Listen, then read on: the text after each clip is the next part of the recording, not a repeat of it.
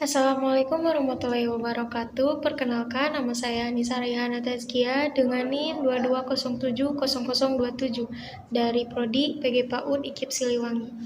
Di sini, saya akan membahas mengenai hasil observasi strategi pembelajaran di RA Al-Wakaf, Caringin Padalarang, Bandung Barat. Untuk memenuhi tugas akhir mata kuliah strategi pembelajaran PAUD. Berikut profil sekolah RA Al-Wakaf. Sebelumnya, saya ingin mengucapkan terima kasih kepada dosen mata kuliah ini dan juga kepada pihak yang terlibat dalam pemberian informasi dan lain-lain. Tujuan pembahasan ini adalah untuk mengetahui strategi pembelajaran yang dilakukan di RA Al-Wakaf. Baik, langsung saja kita ke pembahasannya. Pada hakikatnya, setiap anak itu unik, mengekspresikan dirinya secara relatif, spontan, aktif, energik, egosentris. Mereka juga memiliki rasa ingin tahu yang tinggi, antusias terhadap banyak hal, juga bersifat eksploratif, dan berjiwa petualang tentunya, serta kaya akan fantasi atau imajinasi mereka. Nah, masa usia dini ini adalah masa yang paling penting dalam hidup seseorang karena masa usia dini adalah masa pembentukan fondasi dan dasar pembentukan kepribadian yang akan menentukan dirinya di masa mendatang. Nah, pendidikan anak usia dini memberikan upaya untuk menstimulasi, membimbing, mengasuh, dan pemberian kegiatan yang akan menghasilkan kemampuan serta keterampilan anak. Di dalam pendidikan terjadi proses kegiatan belajar mengajar antara seorang guru dan siswa. Proses belajar mengajar yang terjadi di dalam kelas tentu tak lepas dari adanya peran seorang guru, di mana peran guru tidak dapat diganti oleh piranti elektronik semodern apapun. Hal demikian tersebut disebabkan bahwa dalam proses belajar mengajar di kelas yang diharapkan adalah bukan hanya menyampaikan bahan belajar, melainkan guru tersebut memiliki peranan sebagai pembimbing, pendidik, mediator, dan fasilitator bagi anak. Dalam pembelajaran, tentu saja harus menggunakan strategi pembelajaran. Nah, berbicara mengenai strategi pembelajaran, apa sih strategi pembelajaran itu? Ayo kita bahas. Strategi pembelajaran adalah penggabungan macam tindakan untuk mencapai kegiatan. Dalam jenjang PAUD, kegiatan bisa dilakukan dalam bentuk bermain. Kegiatan lebih menekankan pada aktivitas anak. Strategi pembelajaran di PAUD harus menyenangkan, penuh berbagai permainan, keceriaan dibuat semenarik mungkin, membuat anak menjadi aktif, kreatif, dan tidak merampas dunia kanak-kanak mereka. Dalam jurnal Winasanjaya 2007 yang berjudul Strategi Pembelajaran Berorientasi Standar Proses Pendidikan, menurut Kem menjelaskan bahwa strategi pembelajaran adalah suatu kegiatan pembelajaran yang harus dikerjakan guru dan siswa agar tujuan pembelajaran dapat dicapai secara efektif dan efisien. Dari pendapat tersebut, Dick and Carey juga menyebutkan bahwa strategi pembelajaran itu adalah suatu set materi dan prosedur pembelajaran yang digunakan secara bersama-sama untuk menimbulkan hasil belajar pada siswa. Pembelajaran aktif adalah kegiatan-kegiatan pembelajaran yang melibatkan para pelajar dalam melakukan suatu hal dan memikirkan apa yang sedang mereka lakukan. Pembelajaran aktif itu diambil dari asumsi bahwa belajar pada dasarnya adalah proses yang aktif, dan orang yang berbeda, maka belajarnya pun dalam cara yang berbeda pula. Dalam strategi pembelajaran, perlu mengembangkan dan memperhatikan pendekatan pembelajaran supaya anak menjadi lebih aktif, kreatif, asyik, senang, dan tidak merasa terbebani. Adapun pendekatan-pendekatan yang dilakukan yaitu 1. Active learning, yaitu belajar secara aktif positif. Kedua, active learning, belajar yang menarik bagi anak. Ketiga, joyful, yaitu belajar yang mengasyikkan dan menyenangkan. Keempat, multiple intelligent approach, belajar yang berdasarkan konsep kecerdasan jamak. Adapun strategi pembelajaran PAUD biasanya selalu mengedepankan aspek-aspek bermain, bernyanyi, dan berkegiatan. Pengertian dari para tokoh mengenai belajar aktif yaitu, menurut Glasgow, siswa berusaha sungguh-sungguh untuk mengambil tanggung jawab yang lebih besar pada cara belajarnya sendiri. Mereka mengambil peran yang lebih dinamis dalam menentukan bagaimana dan apa yang mereka akan ketahui, apa yang seharusnya mereka bisa lakukan, dan bagaimana mereka akan melakukannya. Peran mereka berkembang lebih jauh ke pengelolaan pendidikan diri, memotivasi diri menjadi kekuatan lebih besar di belakang belajar. Menurut model Anne Michel, lingkungan belajar aktif sebagai suatu lingkungan yang mendorong siswa untuk terlibat secara individual di dalam proses membangun model mental mereka dari informasi yang mereka peroleh. Dalam strategi atau pendekatan yang dilakukan oleh pendidik dalam pembelajaran, perlu beberapa hal yang harus diperhatikan. Yang pertama yaitu menciptakan suasana yang aman, nyaman, bersih, dan menarik. Kemudian pembelajaran berpusat pada anak dan dilaksanakan secara interaktif, inspiratif, menyenangkan, dan mendorong kreativitas serta kemandirian. Kemudian sesuai dengan tahap pertumbuhan fisik dan perkembangan mental anak serta kebutuhan dan kepentingan terbaik anak.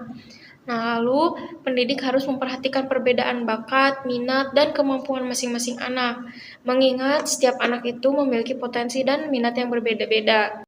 Kemudian selanjutnya mengintegrasikan kebutuhan anak tersebut terhadap kesehatan, gizi, stimulasi psikososial, dan memperhatikan latar belakang ekonomi, sosial, dan budaya anak. Nah, lalu pembelajaran dilaksanakan mulai bermain, pemilihan metode dan alat bermain yang tepat, dan bervariasi serta memanfaatkan berbagai sumber belajar yang ada di lingkungan. Lalu kegiatan pembelajaran dilakukan secara bertahap, berkesinambungan, dan bersifat pembiasaan. Nah, pemilihan teknik dan alat penilaian disesuaikan dengan kegiatan yang dilaksanakan. Kemudian, kegiatan yang diberikan sesuai dengan karakteristik dan kebutuhan perkembangan anak. Lalu yang kedua ada kegiatan pokok pembelajaran. Nah, dalam kegiatan pokok pembelajaran ini memiliki 3 kegiatan pokok, yaitu pembukaan. Dalam pembukaan merupakan kegiatan awal dalam pembelajaran yang ditunjukkan untuk memfokuskan perhatian, membangkitkan motivasi sehingga peserta didik siap untuk mengikuti kegiatan pembelajaran. Kemudian ada kegiatan inti. Dalam kegiatan inti ini merupakan proses pembelajaran melalui bermain, yaitu peserta didik diberi kesempatan untuk belajar melalui pengalaman dengan memaksimalkan 5 indera melalui pilihan-pilihan bermain. Kemudian ada kegiatan penutup, yang mana dalam kegiatan ini dilakukan untuk mengakhiri aktivitas pembelajaran. Bentuk kegiatannya bisa berupa menyimpulkan, umpan balik, dan tindak lanjut. Di sini saya akan menunjukkan bentuk strategi pembelajaran atau RPPH yang ada di sekolah RA Al-Wakaf ini. Kemudian saya akan menjelaskan hasil observasi saya di sekolah tersebut. Berikut rencana pelaksanaan pembelajaran harian atau RPPH RA Al-Wakaf semester 1 minggu ke-15, tema tanaman, subtema tanaman hias. Waktu pelaksanaan dari pukul 08.00 sampai 11.00. Langsung saja ke materi kegiatan, yaitu macam-macam tanaman hias, menyebutkan bagian-bagian tanaman hias, mengamati tanaman hias, 4 menyebutkan tanaman-tanaman hias, lalu kelima menebalkan dan mewarnai bagian-bagian tanaman, keenam mengurutkan bilangan dalam gambar tanaman, ketujuh usap abur pola dalam pada gambar tanaman. Kemudian materi yang masuk ke dalam SOP pembiasaan yaitu yang pertama baris di halaman kelas masuk ke dalam SOP pembukaan. Kedua, mengucapkan salam masuk ke dalam SOP penyebutan dan penjemputan. Ketiga, berdoa sebelum belajar termasuk ke dalam SOP pembukaan. Keempat, mencuci tangan masuk ke dalam SOP sebelum makan. Kelima, hafalan doa sehari-hari masuk ke dalam SOP doa harian. Keenam, hafalan surah-surah pendek masuk ke dalam SOP morning Al-Quran. Kemudian di sini ada alat dan bahan yang diperlukan yaitu tanaman hias, kertas gambar, krayon, gunting, lem, pensil, kemudian ada gambar tanaman hias, dan krayon juga. Nah, kemudian pembukaan kurang lebih 45 menit dari pukul 08.00 sampai 08.45. Yang pertama berbaris di halaman. Pada saat murid memasuki gerbang, murid menyapa dan mencium tangan guru yang menyambut di gerbang. Kemudian anak berbaris di halaman, lalu menyanyikan lagu-lagu, bertepuk tangan, kemudian membacakan ikrar sebagai santriwan dan santriwati RA Al-Wakaf, lalu berdoa sebelum belajar, lalu bernyanyi lagi di kelas dan bertepuk-tepuk tangan untuk membangkitkan semangat anak. Lalu guru menyiapkan papan titian untuk anak belajar berjalan pada garis lurus. Lalu kegiatan-kegiatan yang dapat mengasah motorik kasar anak. Kemudian ada hafalan surah dan doa. Nah, sebelum berkegiatan yang lainnya, guru dan murid duduk bersama untuk menghafalkan surah-surah dan doa-doa yang rutin dilaksanakan pada pagi hari sebelum kegiatan pembelajaran yang lain. Lalu berdiskusi tentang tanaman hias. Nah, setelah menghafal surah-surah dan doa, lalu guru menjelaskan atau menceritakan mengenai tanaman hias. Lalu menyebutkan jenis tanaman hias. Nah, setelah guru menjelaskan bagaimana tanaman hias, bagaimana bentuknya, kemudian apa saja jenis-jenisnya, lalu guru mengajak murid untuk menyebutkan kembali apa yang telah dijelaskan atau jenis tanaman hiasnya. Kemudian mengamati tanaman hias. Nah, kebetulan di sekolah RA Al-Wakaf ini banyak sekali tanaman-tanaman yang ada di halaman sekolahnya. Jadi guru mengajak anak untuk keluar kelas mengamati tanaman-tanaman yang ada di halaman sekolah, lalu menjelaskan bagian-bagian dari tanaman, menyebutkan jenisnya. Lalu setelah selesai, guru mengajak kembali anak untuk masuk ke dalam kelas, mengerjakan kegiatan atau tugas kelompok yang ada di kelas. Itu guru menyiapkan 3 kegiatan, lalu anak bebas memilih apa yang ingin mereka lakukan terlebih dahulu. Selanjutnya kegiatan inti kurang lebih 75 menit dari pukul 08.45 sampai 10.00. Yang pertama, guru menjelaskan tentang tugas yang akan dilakukan ke dalam kelompok. Nah, sebelum anak-anak mengerjakan tugas tersebut, mereka mendengarkan guru terlebih dahulu bagaimana cara mengerjakan tugas tersebut. Lalu anak menempati kelompok yang sudah ditentukan. Kelompok pertama yaitu menebalkan dan mewarnai bagian-bagian tanaman. Nah, di meja pertama sudah tersedia gambar tanaman beserta tulisan bagian-bagian tanamannya yang akan ditebalkan oleh anak-anak. Kemudian kelompok 2 mengurutkan bilangan pada gambar kelopak bunga. Nah, di meja kedua ada gambar bunga beserta angka-angkanya dalam kelopak bunga tersebut. Lalu guru menjelaskan, kemudian anak menggunting angka-angka tersebut lalu menempelkannya ke kelopak bunga yang sudah ada.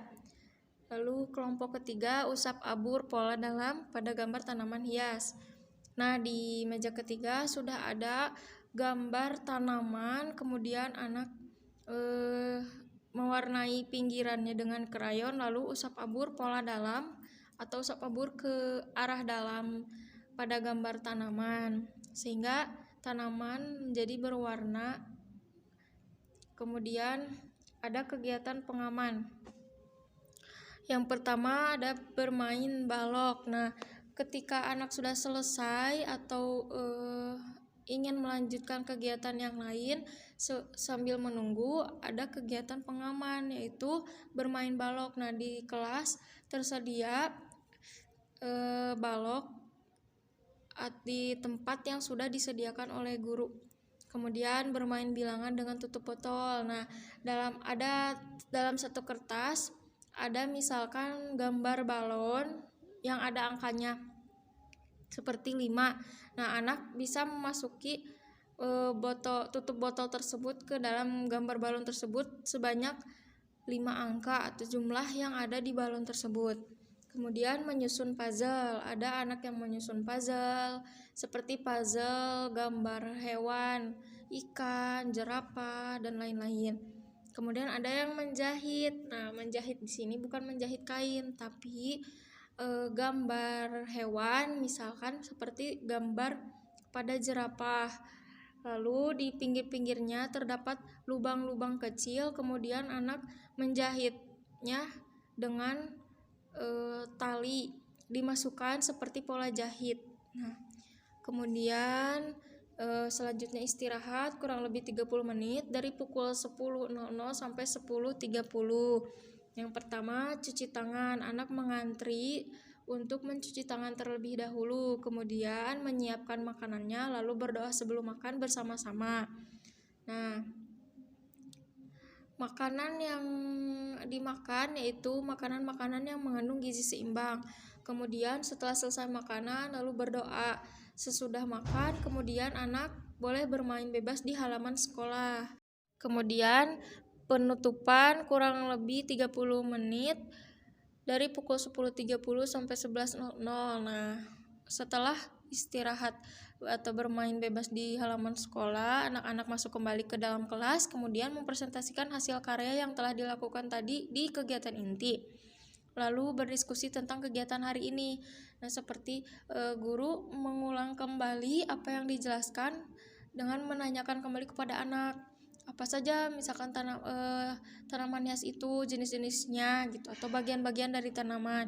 Lalu guru menanyakan perasaan anak belajar hari ini. Kemudian menginformasikan kegiatan esok hari. Nah, setelah berdiskusi, guru menginformasikan kegiatan besok supaya anak lebih bersemangat untuk menyambut hari esok. Kemudian berdoa sebelum pulang. Setelah bernyanyi, bertepuk tangan, lalu guru mengajak anak untuk berdoa sebelum pulang bersama-sama. Kemudian mencium tangan guru, lalu pulang dengan rapih, memakai sepatu sendiri, lalu disambut oleh orang tua di depan gerbang. Berikut adalah lampiran-lampiran foto kegiatan anak di sekolah RA Al-Wakaf.